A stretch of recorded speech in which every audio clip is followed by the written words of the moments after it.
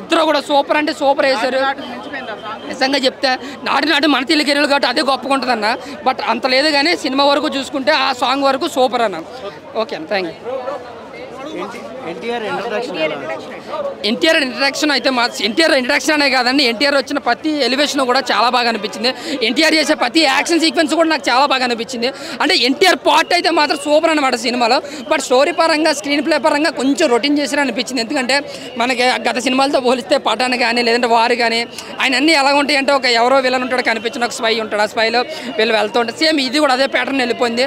ఒక story screen play పక్కన పెడితే ఫస్ట్ నుంచి లాస్ట్ వరకు కూడా కొంచెం బోరు కొట్టకుండా మధ్య మధ్యలో యాక్షన్ సీక్వెన్సెస్ 10 నిమిషాలకు ఒకసారి సస్పెన్స్ అలాగే తీసుకెళ్లారు.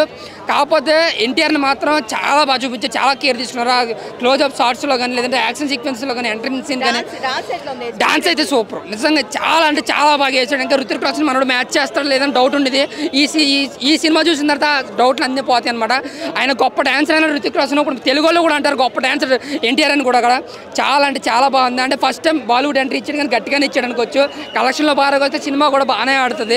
అంటే మన ఉదయంగా సినిమా పరంగా బ్లాక్ బస్టర్ గూస్ బాంబ్స్ ట్విస్టులు ఉంటాయి అనుకుంటే ఆయన కాల్ రియాక్షన్ సినిమాలో లేదు కానీ బోరు కట్టుకుని జస్ట్ ఓకే గట్టిగా చెప్పుకోవచ్చు అన్న సినిమా.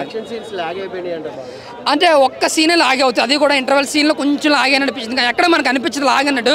మీకు బయటకు వస్తే కొంతమందికి అనిపించవచ్చు కానీ ఆయన ఎంటర్ అయిన సీను క్లైమాక్స్ ఫైట్ క్లైమాక్స్లో లాస్ట్ 30 మినిట్స్ అయితే నిజంగా గూస్ బంప్స్.